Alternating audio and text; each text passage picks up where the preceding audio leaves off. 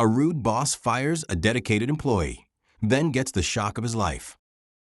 Ethan Walters arrived at the high-rise building on a warm Monday morning with a sense of pride and optimism. He'd worked for Stonebridge Logistics for almost 7 years now and had risen from a lowly intern to a trusted project coordinator.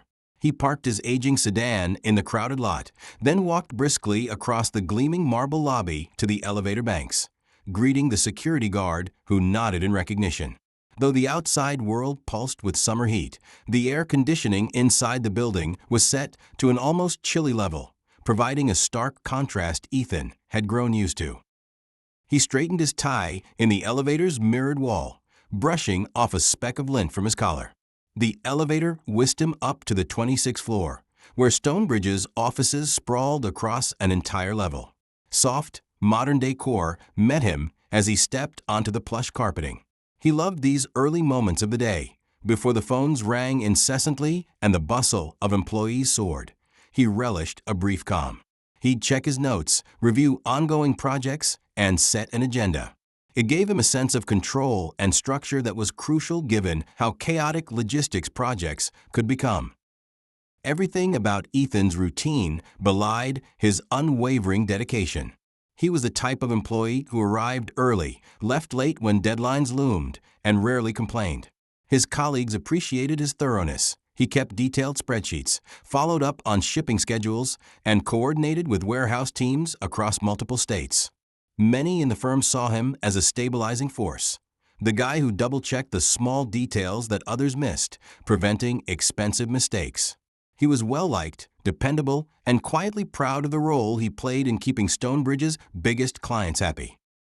Yet there was one person who never seemed to appreciate Ethan: Stephen Marsh, the regional director and Ethan's direct boss for the past year. Stephen had swept into Stonebridge with an impressive resume and a brash style. He'd soared in quickly, outshining older managers by making bold promises of efficiency improvements and bigger profits. But behind closed doors, staff whispered that he was rude, prone to belittling remarks, and seldom gave credit to subordinates. He snapped at anyone who made even a small error, demanded loyalty without returning it, and seemed fixated on climbing the corporate ladder. He was also extremely moody. One day he'd crack jokes, the next day he'd bark orders for no apparent reason. Ethan, who tried to keep relationships smooth, did his best to accommodate Stephen's demands. When Stephen insisted on last-minute changes to a shipping schedule or demanded a weekend phone conference with a distant supplier, Ethan compiled without complaint. If Ethan sometimes found Stephen's instructions questionable, he rarely pushed back. He believed in a chain of command, trusting that his boss had reasons behind each directive. But deep down, Ethan felt uneasy. Stephen's decisions often caused confusion, even crises, forcing Ethan to scramble for last-minute fixes. Despite Ethan's efforts, Stephen never offered praise, only pointed out perceived flaws or slowdowns.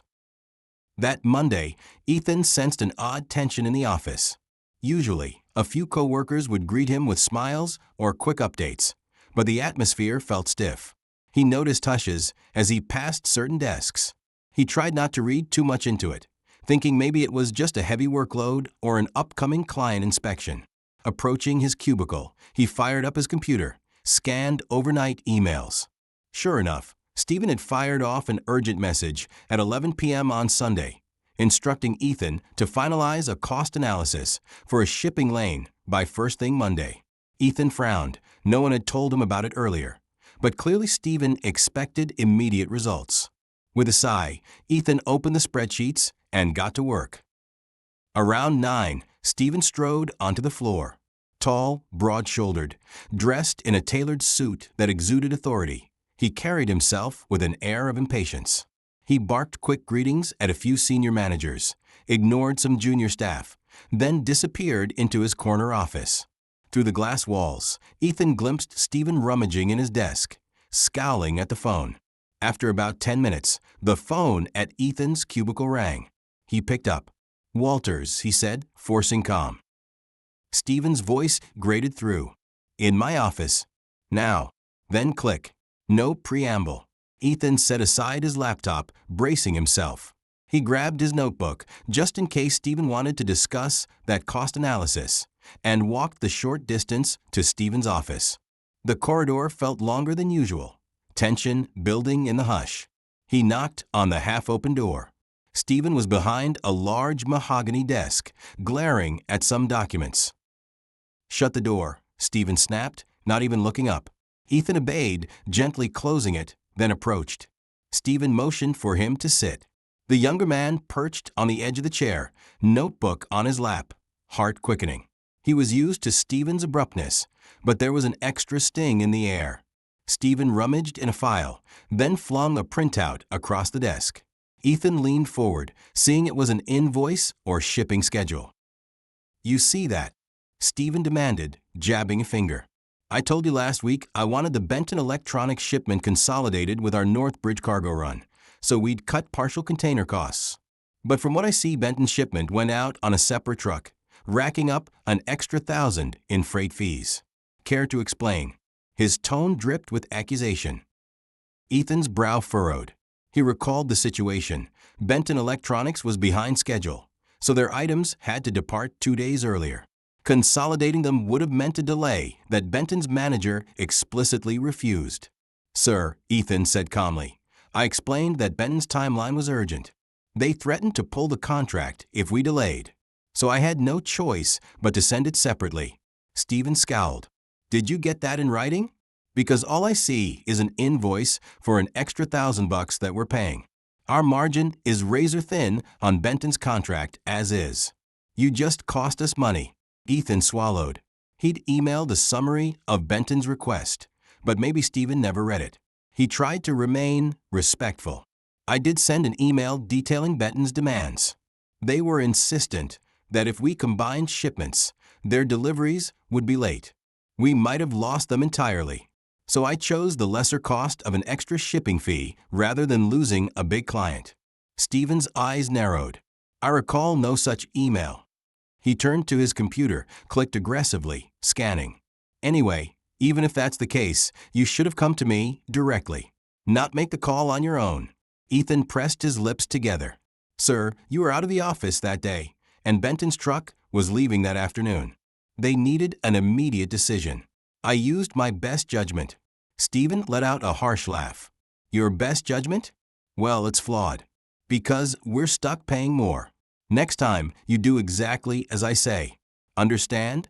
No more freelancing your own solutions." Ethan forced back frustration. "Understood," he murmured, though he believed he'd made the right call. Stephen glared, leaning forward. "Let's talk about your overall performance, Walters. You've been with Stonebridge a while, but I see frequent slip-ups. You're always behind on tasks, always playing savior at the last minute. That's not how we run things." Ethan felt the blood drain from his face. "Sir, I meet deadlines. I keep thorough logs. If there are issues, I address them. Could you be more specific about any slip-ups?" Stephen smirked. "I don't have to list them. This shipping fiasco alone is enough. I've watched you. You have a decent heart, but you lack real ambition or discipline. You do the bare minimum, focusing on day-to-day details, never stepping up with big-picture solutions. I want employees who think big." Ethan's pulse hammered. This was patently unfair. He'd poured heart and soul into these projects. Everyone else recognized his diligence. But Stephen's mind was made up. Ethan opened his mouth to defend himself, but Stephen held up a hand. "Don't argue. I've decided we need a more dynamic coordinator. I'm letting you go, Walters. Effective immediately." A jolt shot through Ethan's entire body. "Fired?" It felt surreal. He stared, mouth dry. "Sir, this is so sudden." "My track record," Stephen cut him off. "Your track record means nothing if you're not aligned with my vision. HR will handle the paperwork. Pack your desk, be out by noon." His tone was cold, final. "I'll call security if needed." Shock morphed into despair and anger. But Ethan also felt powerless. Stephen was the boss here. He had the authority. Ethan's voice shook. I guess there's no point arguing." Stephen huffed. "Finally, you get it. Keep it civil, and I won't block your severance. Now go." Ethan stood, heart pounding in disbelief. He wanted to shout that this was wrong, that the real waste was Stephen's chaotic directives. But he recognized it would only cause a scene, likely losing severance or references. He forced himself to remain controlled. "I'll gather my things then," he said quietly, turning away. Stephen made no reply, already glancing at his computer. Leaving that office felt like the floor had dropped out from under him. In the hallway, coworkers peeked over cubicle walls, noticing Ethan's pale face. Word traveled quickly. Some whispered condolences. One colleague, Marion, approached gently. "I heard. I'm so sorry. This is insane. You're one of our best." Ethan gave a wan smile, tears threatening. "Thanks. I guess Stephen doesn't agree." Packing his desk was surreal. The personal items, family photos, small trophies from mini-golf outings, his meticulously labeled notebooks, suddenly felt meaningless. As he placed them in a box, his mind replayed the humiliating final conversation. Fired for allegedly costing the company money, though he'd done the opposite by preserving a client relationship. The injustice was staggering. The memory of Stephen's sneer burned. Some coworkers offered quiet hugs, but no one dared openly defy Stephen. By noon, he walked out of Stonebridge with a cardboard box, each step heavy with grief.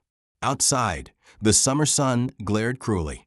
He loaded the box into his trunk, sinking behind the wheel, vision blurring with tears. The job had been his anchor, his pride. Gone in an instant, courtesy of a rude boss who refused to listen. Where would he go now? Days turned into weeks, life growing bleak. He applied to jobs, but no quick offers appeared. The bills loomed. Unemployment compensation was meager. The emotional wound festered. He replayed how Stephen fired him with no remorse. It made him question his worth, fueling anxiety and a sense of betrayal. Meanwhile, rumor had it Stephen told people that Ethan was incompetent and that letting him go was an improvement for Stonebridge. That rumor stung. Some inside sources assured Ethan that morale had plummeted since. Still, Ethan felt powerless. After a month of job hunting, a glimmer of hope emerged when Benton Electronics, the same client whose shipping fiasco triggered his firing, reached out. Ethan had previously built a good rapport with their logistics manager, Lucy. She'd called him directly upon learning he'd left Stonebridge. Lucy had an interesting proposition. Benton was expanding their in-house logistics to reduce reliance on Stonebridge. They needed experienced coordinators. Lucy believed Ethan was the perfect fit, given his track record. The thought filled him with relief. If Benton hired him, he'd not only land on his feet, but also ironically overshadow Stephen's attempt to brand him incompetent. The interview went well. Lucy was impressed by Ethan's organizational skill and empathy for client needs. Their conversation soared with synergy. After a second interview with a senior director, Benton Electronics offered Ethan a position as a logistics project manager. It paid slightly more than his old job, with benefits. Overjoyed, Ethan accepted. It felt like justice. Stonebridge's biggest client was effectively pulling partial business in-house, and Ethan would oversee it. Rumor had it Benton was phasing out Stonebridge for 60% of their shipments, a major blow to Stonebridge's revenue. Ethan began working at Benton, quickly adapting to a new environment. The culture was supportive. The leadership valued employees' input. Day by day, he discovered how integral his role was, coordinating shipments, scheduling deliveries, forging relationships with carriers. Freed from Stephen's overbearing interference, Ethan excelled. Lucy regularly praised him in management meetings, touting how he'd saved Benton from fiascos at Stonebridge. She confided that the partial shipping fiasco cost them less than losing timely deliveries, validating Ethan's decision.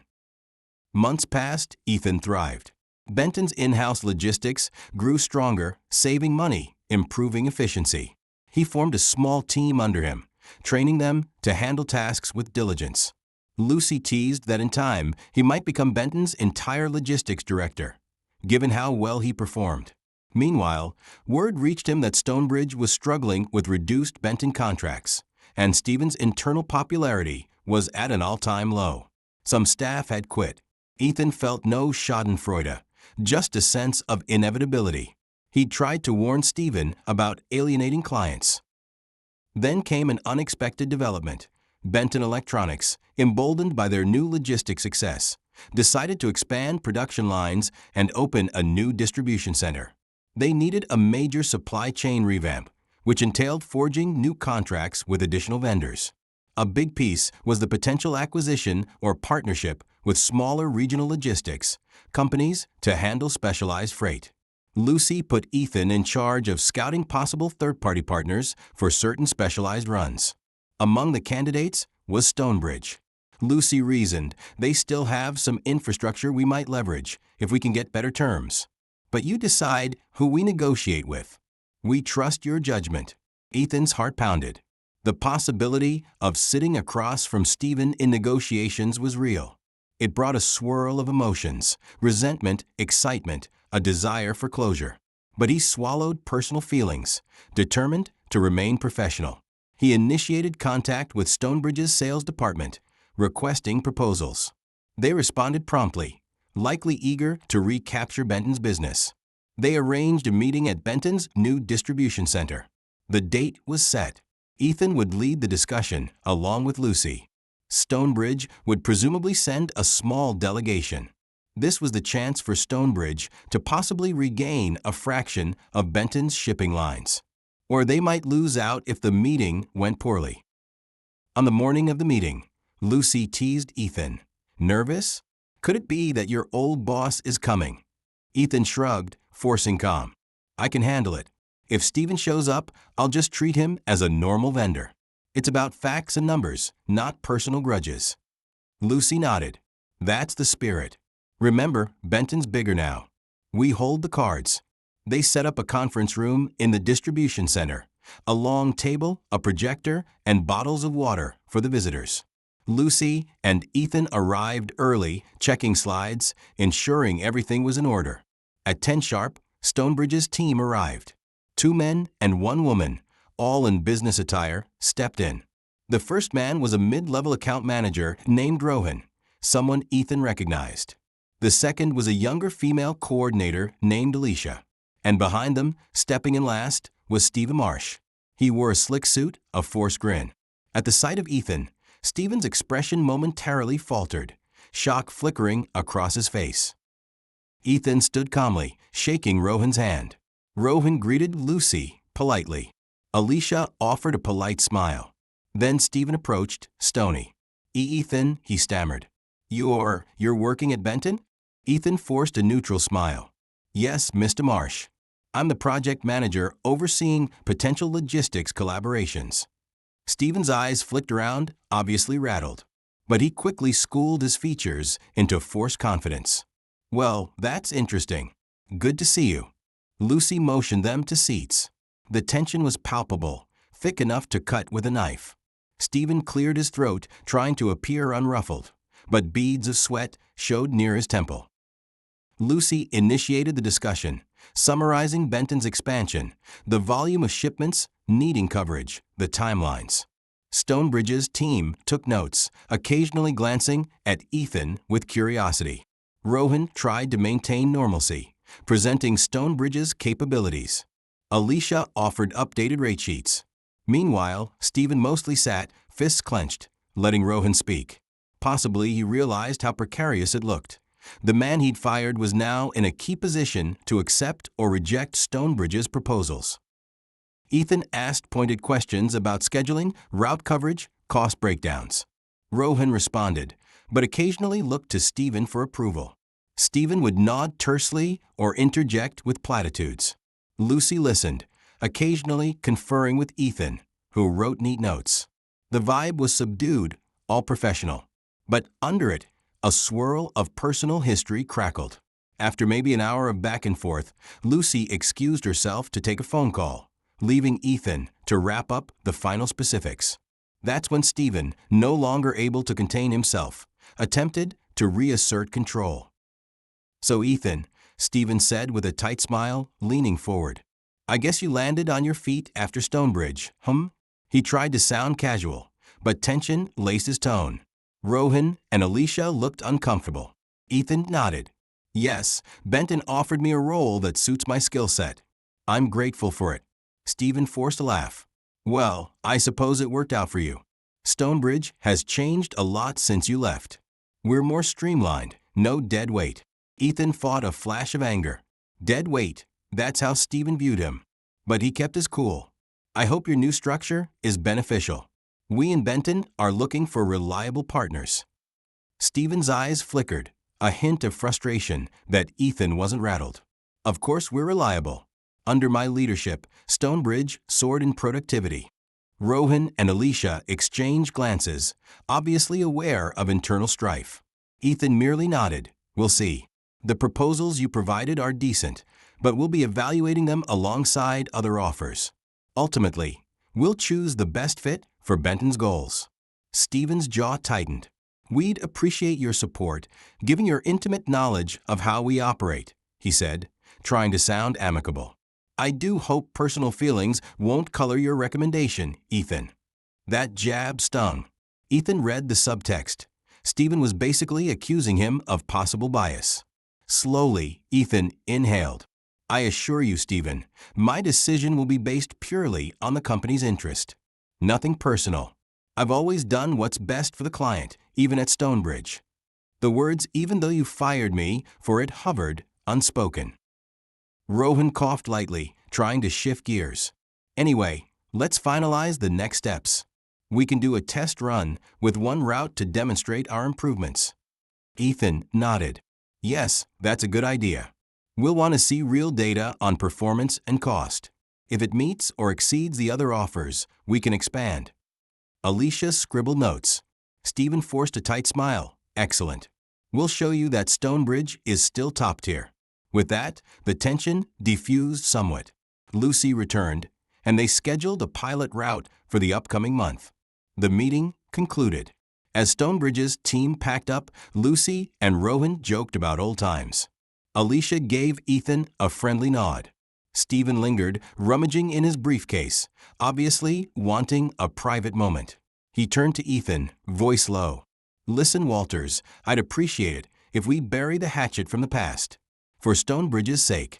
The unspoken subtext, don't sabotage us. Ethan stared at him down for a moment, recalling the humiliating day. Then he offered a small nod. We're professionals. Let's focus on the work. Stephen exhaled in relief. Right. Good. They parted with polite handshakes. Lucy led them out. After they left, Lucy smirked at Ethan. That looked tense. You handled it well. He shrugged, feeling a swirl of emotions. He fired me, called me incompetent, and now he's depending on me to salvage Stonebridge's tie with Benton. Life is ironic. Lucy patted his shoulder. You've earned your place here. Let's see how their trial run goes. If it flops, we move on with another vendor. Ethan nodded, satisfied that he had the upper hand, but determined to remain fair. Over the next month, Stonebridge began their pilot route for Benton, shipping a moderate volume of goods. Ethan monitored performance closely. Rohan sent daily updates. Alicia handled the scheduling. The success or failure hinged partly on whether Stephen's changes truly improved Stonebridge's operations. For a while, things seemed smooth, timely dispatch, decent cost. But halfway through, an internal problem arose at Stonebridge. An overworked staff, cutbacks in the warehouse, or Stephen's poor management. Suddenly, a meltdown. A delayed shipment for Benton's top item. The goods sat idle for 2 days due to a shortage of drivers.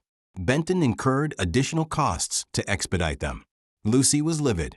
She confronted Ethan. Stonebridge dropped the ball after all. Ethan investigated, discovering that Stephen had insisted on reorganizing shifts, ignoring repeated staff warnings. The result was a driver shortage at a critical moment. This time, Ethan only sighed. I guess that's how Stephen runs things.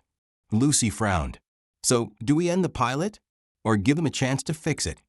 Ethan thought about it. He believed Rohan and Alicia were working hard in good faith. Maybe it was Stephen's fault. Let's escalate. We'll call a meeting to see if they can rectify. If they fail again, we cut them. Lucy agreed. They scheduled a final review meeting. Stonebridge's team arrived, minus Stephen.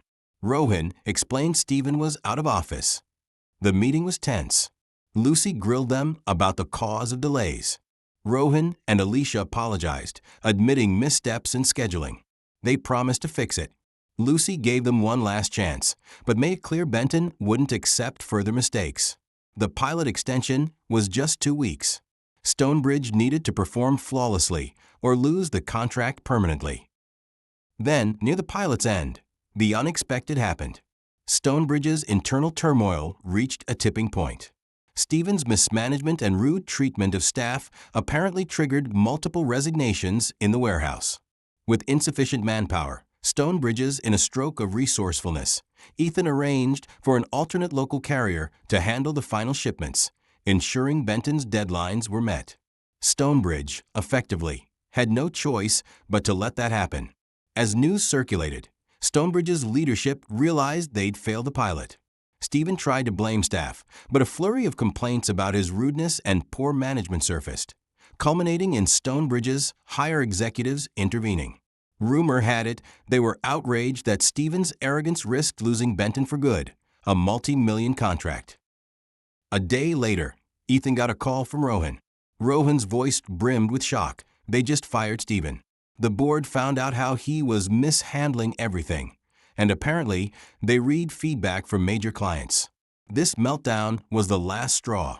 Ethan listened, stunned, a swirl of emotions in his chest, vindication, relief, pity. Rohan continued, Stonebridge might salvage some business if we show we can reorganize. But Stephen, he's out. Word is, the CEO told him to pack up immediately. The news felt surreal. The same rude boss who fired Ethan so coldly was now losing his own position.